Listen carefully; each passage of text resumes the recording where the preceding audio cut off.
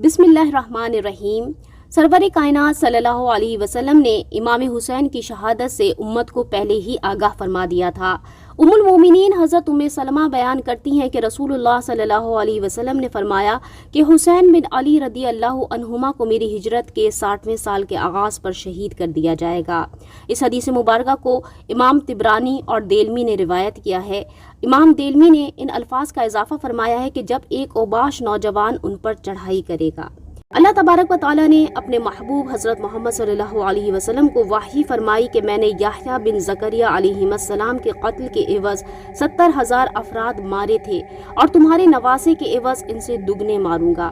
تو تاریخ شاہد ہے کہ حضرت یحییٰ بن زکریا علیہ السلام کے خون ناحق کا بدلہ لینے کے لیے اللہ تعالیٰ نے بخت نصر جیسے ظالم کو متعین کیا جو خدائی کا دعویٰ کرتا تھا۔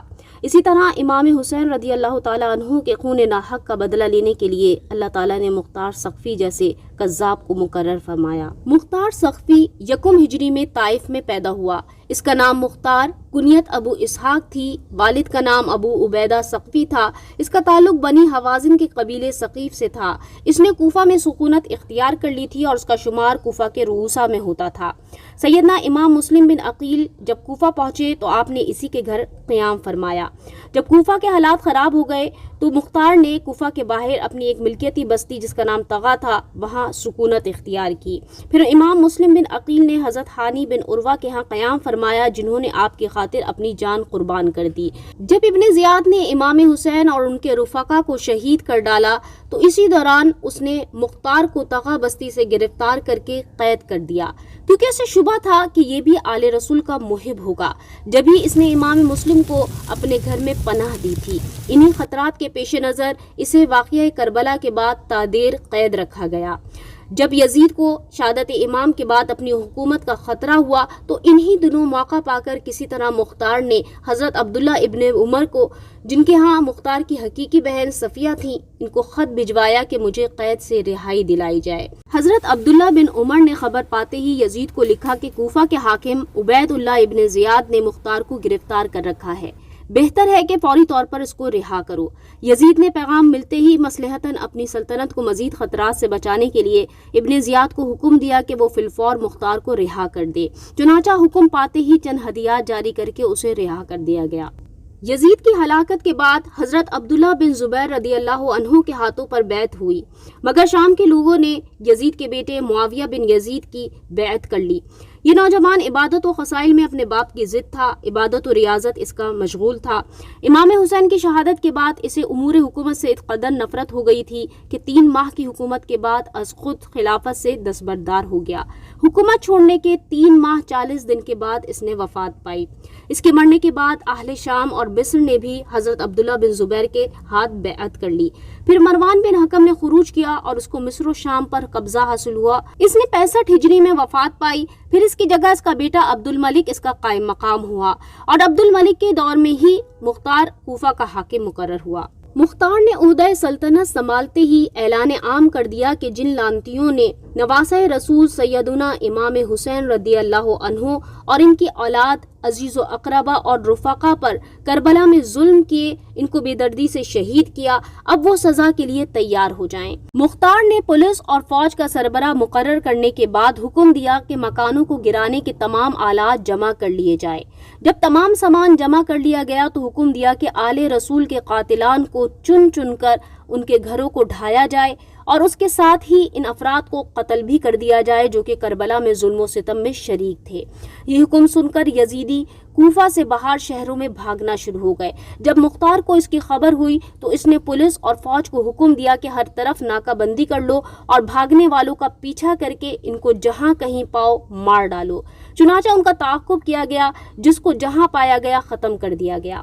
مختار نے خاص حکم دے رکھا تھا کہ جن میں صرف وہ اشخاص تھے جو یزیدی فوج کے افسر اور خاص ظلم و ستم کرنے کربلا میں آئے تھے، ان ناموں کی فہرست کے مطابق ان سب کو گرفتار کیا گیا اور مختار کے پاس پیش کیے گئے۔ ابن سعد، شبر، قیس بن اشعث، خولی بن یزید، سنان بن انس نخعی، عبداللہ بن قیس، یزید بن ملک، ملک بن انصر، حرملہ بن طفیل، حکیم بن طفیل اور باقی تمام اشقیاء جنہوں نے عبید اللہ ابن زیاد کے ساتھ مل کر کربلا میں ظلم و ستم کیا تھا، ان سب کو برسر عام کوفہ دارالامارات کے باہر لٹکایا گیا اور ان کے ہاتھ پاؤں کاٹے گئے اور سسکا کر ان کے ٹکڑے کیے گئے، سر علیحدہ کر دیے گئے اور تمام لاشوں کے ٹکڑے کر کے زمین پر گرا دیا گیا، اور پھر مختار نے ان ٹکڑوں کو گھوڑوں کی ٹاپوں سے روندا اور ان کی ہڈیاں، گوشت، پسلیاں سب چکنا چور کر دیں۔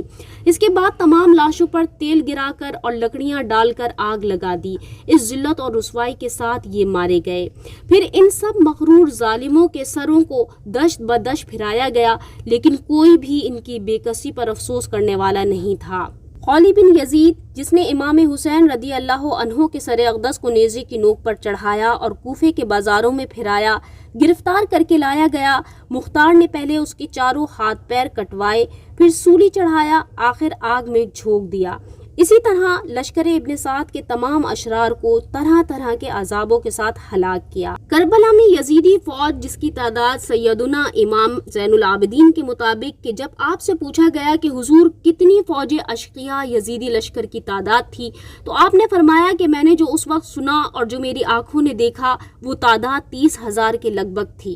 اس کی کمان عمر بن سعد کے ہاتھ تھی اور اس کو یزیدی حکومت سے ملک رے کی حکومت دینے کا وعدہ کیا گیا تھا۔ حکومت کا لالچ اس کے سر پر ایسا سوار ہوا کہ آل رسول کے احترام کی پرواہ کیے بغیر حکومت کے حصول میں لگ گیا۔ مختار نے اس کے بیٹے حفص کو بلوایا اور کہا کہ تیرا باپ کہاں ہے؟ کہنے لگا کہ وہ خلوت نشین ہے، یعنی اب باہر آتا جاتا نہیں ہے۔ مختار نے کہا کہ اب وہ رے کی حکومت کہاں ہے جس کی چاہت میں فرزند رسول سے بے وفائی کی تھی؟ اب خلوت نشین کیوں ہوا؟ اس وقت نہ خلوت نشین ہوا۔ وہ مختار کو کچھ جواب نہ دے سکا۔ پھر مختار نے ابن سعد کو گھر سے بلوایا اور کہا کہ ظالم، کہاں ملک رے کی حکومت جس کے لالچ میں تو نے کربلا میں ظلم و ستم کیا؟ عمر بن سعد کچھ جواب نہ دے سکا اور اپنی جان بچانے کے لیے ہر ممکن طریقے سے مختار سے واسطے ڈالنے لگا، لیکن مختار نے کہا کہ ظالم، جب نواسہ رسول نے تجھ سے بار بار بات چیت کی تو اس وقت تو نے کوئی امن کی بات نہ مانی اور کہتا تھا کہ میں مجبور ہوں۔ آج میں بھی خدا کے حکم پر انتقام لے رہا ہوں اور میں بھی مجبور ہوں، تمہیں بھی نہیں چھوڑا جائے گا۔ مختار نے حکم دیا کہ جس طرح ظالم نے امام علی مقام کے جوان بیٹے علی اکبر شہید کیے تھے، اس کے سامنے پہلے اس کے بیٹے حفص کو مارا جائے، اس کے بعد ان کے ٹکڑے کر کے آگ لگا دو۔ حکم ملنے پر حفص کو 2 ٹکڑے کر دیا گیا اور اس کے بعد انہیں بھی نذر آتش کر دیا گیا۔ یزید کے بعد واقعہ کربلا کا سب سے بڑا مجرم کوفہ کا گورنر عبید اللہ ابن زیاد تھا، جو کہ یزید کا چچا زاد بھائی اور مرجانہ لونڈی کا لڑکا تھا۔ یزید اس کو منہ نہیں لگاتا تھا، لیکن جب اسے ابن زیاد سے زیادہ تیز، عیار، مکار اور ہوشیار کوئی فرد نظر نہ آیا تو اس نے ابن زیاد کو کوفہ اور بصرہ کا گورنر بنا دیا۔ یہی یزید کی توقعات تھیں جو اس نے ابن زیاد کے ذریعے پوری کروائیں، اور اس نے یزید کی ناراضگی کو خوشی میں بدلنے کے لیے ایسے ہی کام کر دکھائے جس سے یزید خوش ہو جائے۔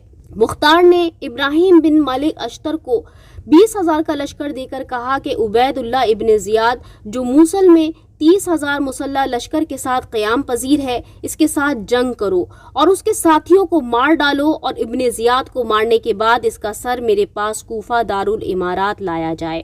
حکم ملنے پر ابراہیم بن ملک اشتر کی فوج کے ہاتھوں دریائے فرات کے کنارے صرف 6 برس کے بعد یعنی 10 محرم الحرام 67 ہجری کو ابن زیاد انتہائی ذلت کے ساتھ مارا گیا۔ لشکریوں نے اس کا سر کاٹ کر ابراہیم کو پیش کر دیا اور ابراہیم نے مختار کے پاس کوفہ بھجوا دیا۔ دارالامارات کوفہ کو آراستہ کیا گیا اور اسی جگہ ابن زیاد کا سر رکھا گیا جہاں 6 سال قبل امام علی مقام کا سر مبارک رکھا گیا تھا۔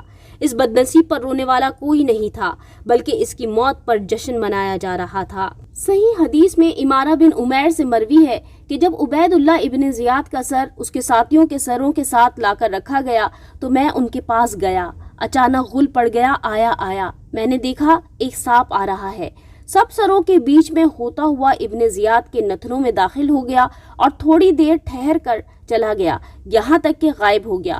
پھر غل پڑا، آیا 2 یا 3 بار ایسا ہی ہوا۔ مختار سقفی نے چن چن کر یزیدیوں کا صفایا کیا۔ مختار سقفی، جس نے امام حسین کے قاتلوں کو چن چن کر مارا اور محبین حسین کے دل جیتے، مگر اس پر شقاوت ازلی غالب ہوئی اور اس نے نبوت کا دعویٰ کر دیا اور کہنے لگا کہ میرے پاس وحی آتی ہے۔ اتنا زبردست محب اہل بیت کس طرح گمراہ ہو کر مرتد ہو گیا؟ تو یاد رکھیں کہ شیطان بھی بہت زبردست عالم و فاضل اور عابد و زاہد تھا۔ اس نے ہزاروں برس عبادت کی تھی، مگر شقاوت ازلی غالب آئی اور وہ کافر و ملعون ہو گیا۔ بلعم بن بعورہ، یہ بھی بہت بڑا عالم، عابد و زاہد اور مستجاب الدعوات تھا۔ اس کو اسم اعظم کا علم تھا، اپنی جگہ بیٹھ کر روحانیت کے سبب عرش اعظم کو دیکھ لیا کرتا تھا، مگر شقاوت ازلی جب غالب آ گئی تو بے ایمان ہو کر مر گیا اور کتے کی شکل میں داخل جہنم ہوگا۔ ابن سقا، جو کہ ذہین ترین عالم اور مناظر تھا، مگر وقت کے غوث کی بے ادبی کا مرتکب ہو گیا، بالآخر نصرانی شہزادی کے عشق میں مبتلا ہو کر نصرانی مذہب قبول کرنے کے بعد ذلت کی موت مر گیا۔ لہٰذا ہمہ وقت اپنے ایمان کی فکر اور اللہ تعالیٰ کی نافرمانی سے بچتے ہوئے کثرت سے توبہ و استغفار کریں کہ کہیں کسی گناہ کے سبب راندہ بارگاہ نہ ہو جائیں۔